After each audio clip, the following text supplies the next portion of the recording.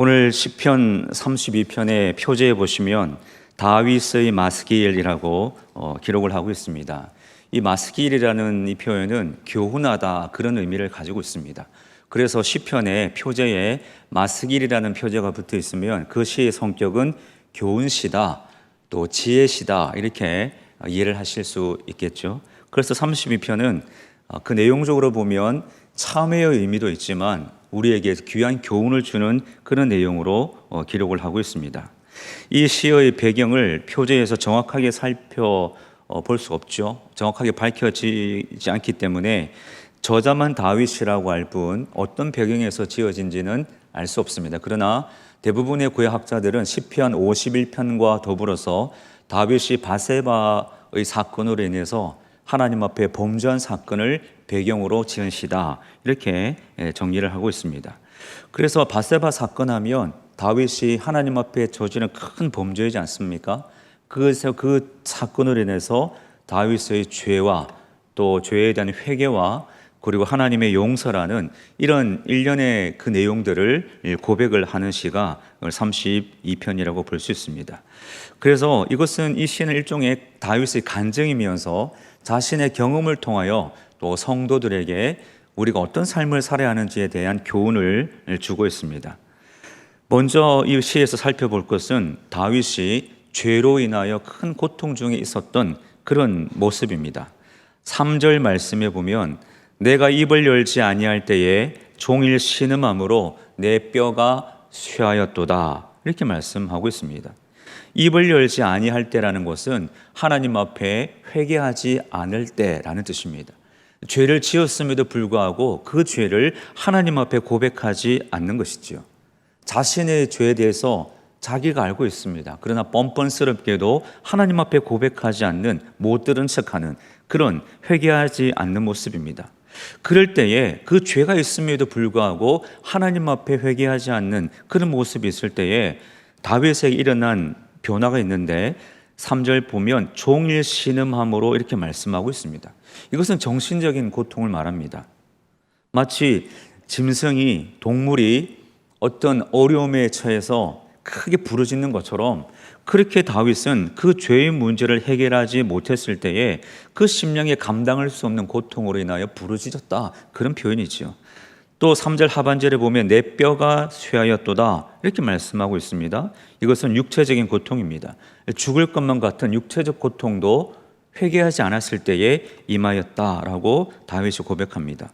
그래서 입을 열지 아니할 때에 이 죄가 있음에도 불구하고 회개하지 않았을 때에 정신적으로 힘들고 육체적으로도 어려운 그런 상황을 다윗이 경험했다는 것이죠. 뿐만 아니라 4절에서는 이렇게 고백을 합니다. 주의 손이 주야로 나를 누르시오니 내 진액이 빠져서 여름 가뭄의 마름같이 되었나이다. 이것이 죄로 인한 자신의 고통을 고백하는 것이죠. 여기 손이라는 표현이 나옵니다. 주의 손이라는 표현이 나옵니다. 성경에서 보통 주의 손이라는 표현이 나올 때는 하나님의 힘과 능력을 가리키는 표현이죠. 그래서 주의 손이 나를 누른다라는 말씀은 회개하지 않는 다윗을 하나님께서 징계하셨다 그런 뜻입니다. 하나님의 징계가 임하니 삶이 어떻게 되겠습니까? 이 4절에 있는 것처럼 진액이 다 빠져서 여름 가뭄의 마름같이 되었다. 이 정상적인 삶이 불가능한 상황이 되었다 그런 뜻입니다. 죄의 문제가 해결되지 않았을 때에는 육체적 고통, 정신적 고통, 삶이 힘들 정도로 큰 어려움과 고난이 자기를 찾아왔다라고 말씀을 하고 있습니다. 이처럼 죄의 문제는 세월이 흐른다고 해서 시간이 간다고 해서 저절로 해결되는 문제가 아닙니다. 오히려 시간이 갈수록 해결되지 않은 죄의 문제는 시간이 지날수록 우리의 삶을 더 괴롭히고 우리의 삶을 더 고통스럽게 만드는 것이죠. 여러분 어떻게 해야겠습니까? 이 죄의 고통을 어떻게 해결할 수 있을까요? 다윗은 이 고통을 하나님께로 가져가고자 결단했습니다. 만신창이가 된 다윗은 모든 죄를 하나님께 자복하기로 결심하죠. 그래서 5절에서 이렇게 고백을 하고 있습니다. 내 허물을 여호와께 자복하리라 하고 주께 내 죄를 아뢰고 내 죄악을 숨기지 아니하였더니 곧 주께서 내 죄악을 사하셨나이다 말씀하고 있습니다. 자복하리라 말씀하고 있죠. 자복하리라.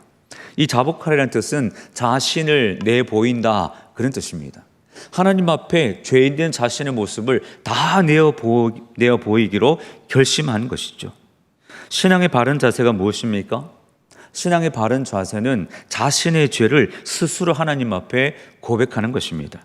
다윗은 자신의 죄를 다 고백합니다. 하나도 숨기지 않고 다 드러냅니다. 회개하죠. 여기서 한 가지 주목할 부분은 이 5절 말씀에 내가라는 말이 여러 번 반복된다는 것입니다. 이 5절 말씀에 보시면 내 허물, 내 죄, 내 죄악, 내 죄악, 계속해서 다윗은 1인칭으로 나의 죄라고 고백을 하고 있습니다. 이것이 중요한 부분이죠. 참 중요한 태도입니다. 자신이 지은 죄에 대해서 누구의 책임으로 전가하지 않습니다. 하나님 앞에 솔직하게 나의 죄라고 고백하는 것이죠. 우리는 때로는 우리의 죄에 대해서 그 죄를 조금은 희석시키려는 그런 마음이 있습니다. 또는 죄에 대해서 변명하려는 마음도 있죠. 죄를 미화하려 하고 최소화하고 전가하고 또 방어하려는 그런 마음이 있습니다. 그런데 다윗은 어떻습니까? 그런 마음을 가지지 않고 전적으로 자신의 죄를 하나님 앞에 솔직하게 고백합니다. 숨기지 않고 애매하게 둘러서 말하지 않습니다. 여호와께 정확하게 자신의 죄를 고백하는 것이죠. 하나님은 이런 회개를 들으신 분, 그리고 자복하는 죄를 기뻐하시고 용서하시는 분이 하나님이십니다. 그래서 하나님은 다윗을 용서하셨고 용서받은 다윗은 하나님 앞에 이렇게 고백하죠. 주께서 내 죄악을 사하셨나이다. 주께서 내 죄악을 사하셨나이다. 우리가 죄를 회개할 때에 하나님은 용서하십니다. 요한일서 1장 9절 말씀에 보면 이렇게 기록을 하고 있습니다. 만일 우리가 우리 죄를 자복하면 그는 미쁘시고 의로우사 우리 죄를 사하시며 우리를 모든 불의에서 깨끗하게 하실 것이요. 우리 죄를 자복하면 하나님께서 깨끗하게 하신다 말씀하고 있습니다. 그리고 그 죄의 용서를 받았을 때에 그 죄의 용서는 우리의 삶을 새롭게 하는 것이지요. 고 김덕희 교수에 관한 예화를 잠시 들려드리겠습니다. 몇 달 전에 고인이 되셨습니다. 김덕희라는 교수님이 계신데 몇 달 전에 하나님의 부름을 받으셨습니다. 꽤 유명한 강사였고 그분이 쓴 책도 꽤 유명한 책인데 이 김덕희 교수님이 쓴 책이 대학 교수가 된 노숙자라는 책이 있습니다. 제목에서 알 수 있는 것처럼 노숙자였는데 대학 교수로 사역을 했던 그런 분이죠. 이분의 삶을 잠시 살펴보면 그는 대학을 졸업한 이후에 완구 사업에 뛰어듭니다. 그리고 많은 돈을 벌어서 돈을 번 그 돈으로 주식에 투자하게 됩니다. 주식에 투자해서 28억이라는 큰 돈을 벌게 되죠.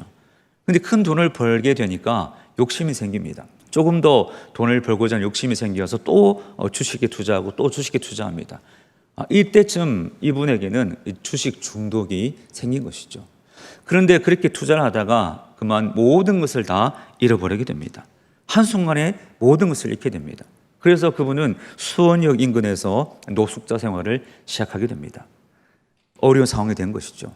그런데 그 상황을 안타깝게 여긴 사촌 동생이 이 김덕희 교수를 찾아갑니다. 그리고 목사님이셨던 사촌 동생이 이분을 라파 공동체라는 공동체로 데려가서 이제 생활을 하게 됩니다. 거기서 1년 정도 지내면서 신앙도 가지게 되고 이렇게 생활을 하다가 조금 회복이 되어서 다시 집으로 돌아갔는데 안타까운 것은 또 그 주식 중독이 생겨서 여전히 이 삶을 이렇게 어렵게 스스로 만든 것이죠. 그래서 다시 이 라파 공동체로 이분이 입소하게 되는데 그 중독 증세가 너무 심해서 난동을 피우고 주식을 하겠다고 난동을 피우면서 결국 정신병원에까지 입원하게 됩니다. 이 모습을 안타깝게 여긴 사촌 동생이 또 찾아가서 이분을 또 라파 공동체로 데려갑니다. 그런데 이때는 이분이 마음을 돌이키기 시작합니다. 내가 이렇게 인생을 살아서는 안 되겠다라고 결심을 하고 정말 하나님 앞에 매달리면서 기도하기 시작했습니다. 간절히 기도하고 또 중보기도를 요청하면서 간절히 기도하고 회개하는 시간을 가졌을 때에 하나님께서 그에게 말씀으로 찾아오셨습니다. 그는 간증하기를 그때 찾아온 말씀이 이사야 57장 17절 이하의 말씀이었다 고백합니다. 이사야 57장 17절 말씀은 이런 말씀입니다. 그의 탐심의 죄악으로 말미암아 내가 노하여 그를 쳤으며, 이런 구절로 시작합니다. 탐심의 죄악으로 말미암아, 그의 탐심의 죄악으로 말미암아 내가 그를 쳤다라고 말씀하고 있습니다. 이 말씀을 듣는 순간 이 김덕희 교수는 자신의 삶을 정확하게 보게 되죠. 내가 이런 고통을 당한 것은 나의 탐심 때문이었구나. 하나님의 그 안타까움이 나의 이런 어려움을 만들었구나. 그렇게 결심하게 됩니다. 깨닫게 되는 것이죠.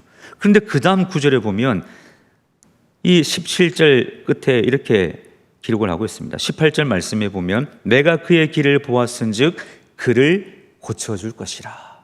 그를 고쳐줄 것이라. 탐심의 죄악으로 그를 쳤지만 내가 그를 고쳐줄 것이라. 그 말씀을 기록한 것이죠. 이 교수님이 이 말씀을 보는 순간 자신의 삶을 철저하게 회개하기 시작합니다. 그리고 19절 말씀에 보면 평강이 있을지어다 평강이 있을지어다 내가 그를 고치리라. 이 말씀 앞에 그는 완전히 무너집니다. 하나님을 만난 것이죠. 그는 그때 받은 은혜를 이렇게 고백합니다. 이 말씀이 나를 살린 말씀이었고 내 삶의 지표가 된 말씀이고 영원토록 내 안에서 살아있을 말씀이다. 그 말씀이 내게 들어온 순간은 세상의 온갖 멍에에서 풀려났던 순간이다. 그 순간 마음의 평화가 찾아와 진정으로 치유가 되고 자유의 세계가 열리게 된 것이다. 그렇게 관증하고 있습니다. 하나님을 만나고 자신의 죄를 발견한 순간 철저하게 회개하였더니 하나님의 은혜가 임하더라라는 것입니다. 이후에 변화된 그는 떡공장에서 열심히 일하면서 공부를 하게 되고 상담사 자격을 취득하게 됩니다. 하나님이 주신 죄로 더 열심히 노력했을 때에 교수가 되고 유명한 강사가 되고 고용노동부 상담사 최고상을 받기까지 하면서 하나님의 사랑을 경험하게 된 것이죠. 하나님 앞에 나아가 자신의 삶을 죄를 고백하고 회개했을 때에 용서와 은혜로 찾아오신 하나님을 그는 고백하고 있습니다. 오늘 우리가 우리 죄를 가만두지 않고 우리 죄에 대해서 고백할 때에 하나님은 끊임없이 용서하시고 은혜를 베푸시는 분이십니다. 다윗이 이 시에서 자신의 죄의 무게를 심각하게 처절하게 고백하지 않습니까? 그때 하나님께서 그를 용서하시고 만나주는 것이지요. 우리가 그리스도인이 되었고 구원받았지만 우리의 삶의 자리에서 여전히 해결하지 못한 죄를 가지고 살아갈 때가 있습니다. 그러나 다윗처럼 또 김덕희 교수처럼 하나님 앞에 고백하고 내가 자복하리라 라는 그 마음으로 하나님 앞에 나아갈 때에 우리는 날마다 용서하시고 용납하시고 은혜로 찾아오신 하나님을 만나게 될 줄로 믿습니다. 그래서 이 하나님을 만난 다윗은, 이 용서를 경험한 다윗은 하나님 앞에 나는 복이 있도다라고 기쁨의 탄성을 외치는 것이죠. 1절, 2절 말씀에 보면 다윗은 이렇게 고백합니다. 1절에 보면 허물의 사함을 받고 자신의 죄가 가려진 자는 복이 있도다 말씀하죠. 마음에 간사함이 없고 여호와께 정죄를 당하지 아니하는 자는 복이 있도다 이렇게 말씀합니다. 여기 복이 있도다 말씀하는데 복이 있도다라는 구절 앞에 나오는 이 표현들은 다 용서받은 자를 가리키는 표현들입니다. 하나님 앞에 죄 용서를 받은 자는 복이 있도다 이런 말씀을 선포하는 것이죠. 이 복이 있도다라는 말은 이 히브리 원어 성경에 보면 아슈레라는 말로 기록을 하고 있습니다. 아슈레. 여러분 익숙한 말씀이죠. 우리 교회 사역팀 중에 아슈레 워십팀 있지 않습니까? 아슈레. 그 아슈레라는 말이 이 복이 있도다라는 뜻입니다. 그 단어가 가진 뜻은 기쁨, 행복 그런 뜻이죠. 다윗이 하나님 앞에 나아가 회개하고 죄 용서를 받고 난 이후에 느낀 것은, 경험한 것은 기쁨이고 행복이었다 그런 뜻입니다. 이것이 하나님 앞에 구원받은 사람의 모습이죠. 죄 용서 받은 사람의 특징 아닙니까? 철철 흘러넘치는 기쁨과 행복을 뜻하는 단어가 아슈레라는 히브리어입니다. 오늘 본문에 복이 있도다라는 말로 기록된 그 단어입니다. 다윗이 느꼈던 죄 사함의 은혜는 그냥 기쁨이 아니라 흘러넘치는 기쁨이고 행복이었던 것이지요. 이 구원의 감격과 기쁨을 사도 바울 역시 고백을 하고 있습니다. 오늘 이 구절을 바울은 로마서에 그대로 인용을 하고 있는데 로마서 4장 7절과 8절 말씀입니다. 불법이 사함을 받고 죄가 가리우심을 받는 사람들은 복이 있고 주께서 그 죄를 인정하지 아니하실 사람은 복이 있도다 함과 같으니라. 아멘. 똑같은 말씀이죠. 복이 있도다, 복이 있도다. 여러분, 복이 무엇입니까? 기쁨이 무엇인가요? 참된 행복이 무엇입니까? 내가 죄사함 받았다는 것, 하나님의 용서함을 받았다는 것, 그 고통스러운 죄가 하나님 앞에 들으실 때에 다 씻어주시고 용서함 받았다는 것, 이것이 진정한 복 아닙니까? 저와 여러분 또한 죄사함의 은혜를 입었습니다. 구원받았습니다.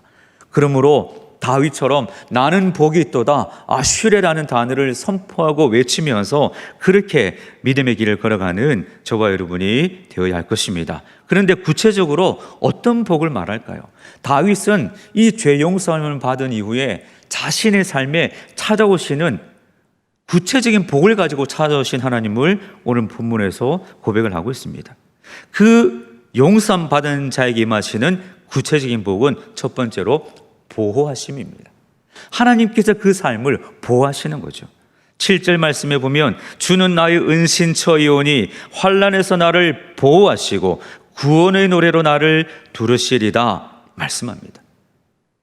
이 용서함 받은 자, 이 죄사함 받은 자의 행복과 기쁨은 하나님께서 보호하심으로 드러나는 것이죠. 은신처라는 말은 무엇입니까? 보호한다, 방어해준다, 그런 뜻입니다. 나를 두르시리다 라고 고백합니다. 두른다는 표현이 가지는 그 원어가 가지는 뜻은 전쟁터에서 왕을 보호하기 위해 병사들이 왕을 둘러싸는 모습을 가리키는 단어입니다. 하나님께서 나를 중심에 놓고 나를 보호하기 위해서 둘러싸서 나를 지켜주시는 것이죠. 구원의 노래라고 말씀하지 않습니까? 이 구원의 노래는 전쟁이나 환난을 이기고 승리했을 때에 선포하는, 외치는 승리의 환호성을 가리키는 말이 구원의 노래입니다. 하나님 앞에 회개하고 용서함 받은 사람, 구원받은 사람, 하나님의 은혜가 임하는 사람에게는 승리의 환호성을 외칠 수 있는 수많은 조건들을 하나님께서 풍성하게 허락하신다는 것이죠. 이것이 죄 용서함 받은 자에게 주시는 하나님의 은혜입니다. 하나님은 하나님 앞에 나아가서 회개하고 하나님의 구원의 은혜를 받은 자에게 이런 보호하심을 허락해 주십니다. 두 번째로 길을 가르쳐 주신다고 말씀하고 있습니다. 8절 말씀에 보면 내가 내 길을 가르쳐 보이고 너를 주목하여 훈계하리로다 말씀하고 있습니다. 내가 가르쳐 보이고 라고 말씀하죠. 이 가르쳐 보인다는 것은 충분히 깨닫도록 이해시킨다, 그런 뜻입니다. 우리가 삶을 살아가면서 내가 이해할 수 없는 일들을 경험할 때가 있지 않습니까? 왜 나에게 이런 일이 일어나는지 알 수 없는 물음표를 가질 수밖에 없는 삶의 문제들을 만날 때가 있습니다. 그런데 그때 하나님께서 충분히 이해할 수 있도록 하나님께서 말씀해 주신다는 거죠. 또 가르쳐 보인다는 또 다른 뜻은 잘못된 방향으로 나아가는 그 길을 바른 길로 돌이킨다라는 뜻도 가지고 있습니다. 우리가 하나님의 은혜를 입고 죄사함 받았을 때에 우리의 믿음의 여정을 하나님께서 인도해 주시는데 바른 길로 돌이키도록 도와주시는 것이죠. 내가 이 길로 나아갈 때 그 길이 아니라 하나님 말씀하시면서 그 길을 바르게 인도하신 하나님의 은혜가 임하는 것입니다. 너를 주목하여라고 8절에 말씀하고 있죠. 이 주목하여라는 말씀은 친절한 마음으로 기도하는 자들을 하나하나 바라보신다라는 뜻입니다. 우리가 하나님 앞에 예배할 때에, 하나님 앞에 믿음으로 살아갈 때에 그 사람의 삶을 하나님께서 주목하여 지켜보신다고 말씀하죠. 또 8절 끝에 보면 훈계하리로다 말씀하지 않습니까? 이 말씀은 조언을 아끼지 않는다, 그런 뜻입니다. 끊임없이 우리를 마치 선수를 감독하는 감독, 코치처럼 우리에게 끊임없이 조언해 주시겠다 말씀하고 있습니다. 가야 할 길을 가르쳐 주시고 보여주십니다. 어려움을 헤치고 나갈 수 있도록 친히 우리를 이끌어 주시는 것이죠. 우리가 이해할 수 없는 일을 만날 때 하나님께서 그 삶의 자리에서 우리에게 길을 열어주시고 인도해 주신다고 하는 말씀이 8절 말씀입니다. 우리가 많이 부르는 그 CCM 곡들, 그 많은 곡들 대부분은 또 이 해외 찬양 사역자들이 만든 곡들을 번역하여 부르는 곡들이 많습니다. 그 중에서 이 찬양 사역자 중에 탁월한 리더이면서 많은 곡을 쓴 돈 모엔이라는 찬양 사역자가 있습니다. 미국 분이죠.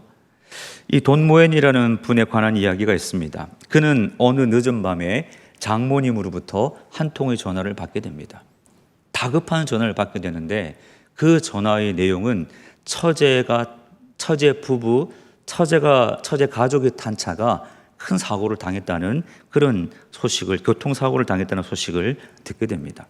그 차에는 처제 부부와 4명의 자녀가 함께 타고 있었다고 합니다. 그런데 안타깝게도 그 사고를 통해서 그 사고 현장에서 9살 제렘이라는 조카는 그 사례에서 사망을 하게 됩니다. 그리고 3명의 자녀도 큰 어려움을, 중상을 입게 되죠. 현장에 도착한 돈 모에는 그 처제 부부를 만나면서 너무나도 안타깝고 마음이 힘든 상황이었기 때문에 차마 무슨 말로 이들을 위로할 수 있을까 알 수 없었다고 합니다. 무슨 말이 위로가 될까 그렇게 생각하며 차마 쉽게 위로의 말을 꺼낼 수가 없었다고 합니다. 그렇게 부부를 만나고 다음 날 다른 일정 때문에 급히 비행기를 타고 이동해야 될 상황이었는데 그 다른 곳으로 이동하는, 다른 도시로 이동하는 비행기 안에서 이 돈모에는 이사야 43장 말씀을 묵상하게 되었다고 합니다. 이사야 43장을 묵상하는 중에 그 말씀 안에서 하나님께서 어떻게 광야에 길을 만드시고 어떻게 사막에 강을 내시는지에 대한 말씀을 묵상하면서 큰 깨달음과 감동을 경험하게 되었습니다. 그리고 그 말씀을 기초로 곡을 썼는데 그 곡은 곧 동서였던, 큰 어려움을 당한 동서였던 크렉이라는 사람에게 주고 싶은 그 위로의 곡이었다고 그렇게 고백하고 있습니다. 그렇게 만들어진 찬양이 우리가 너무나 잘 아는 찬양, 바로 이 가사를 가진 찬양입니다. 나의 가는 길 주님 인도하시네, 그는 보이지 않아도 날 위해 일하시네. 여러분, 이 찬양 잘 아시지 않습니까? 한번 우리가 같이 한번 읊어 볼까요? 나의 가는 길 주님 인도하시네, 그는 보이지 않아도 날 위해 일하시네. 주 나의 인도자 항상 함께 하시네. 사랑과 힘 베푸시며 인도하시네.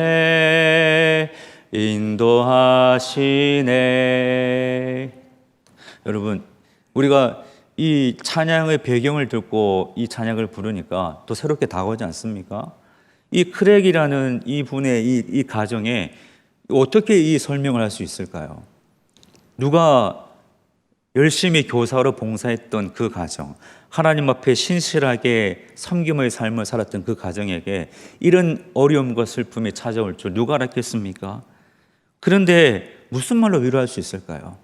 근데 이 돈모엔이 찬양으로 그 가족을 위로하고 싶었던 것이죠. 나의 가는 길, 우리는 다 알 수 없지만 하나님이 인도하신다고 말씀하고 있습니다. 오늘 8절 말씀이 그 말씀입니다. 내가 내 길을 가르쳐 보이겠다 말씀하고 있습니다. 주목하여 훈계하리로라 말씀하고 있습니다. 우리가 우리 죄를 회개하고 하나님의 은혜를 경험할 때에 바로 이런 하나님의 인도하심을 경험하는 것이죠. 사람들은 견딜 수 없는 어려움을 당할 때에 하나님이 자신을 잊으셨다라고 생각할 수 있습니다. 그러나 하나님은 우리에게 말씀하십니다. 이사야 49장 16절 말씀에 보면 내가 너를 내 손바닥에 새겼다라고 말씀하고 있습니다. 하나님은 우리가 구하고 생각하는 것보다 더 놀랍게 이루십니다.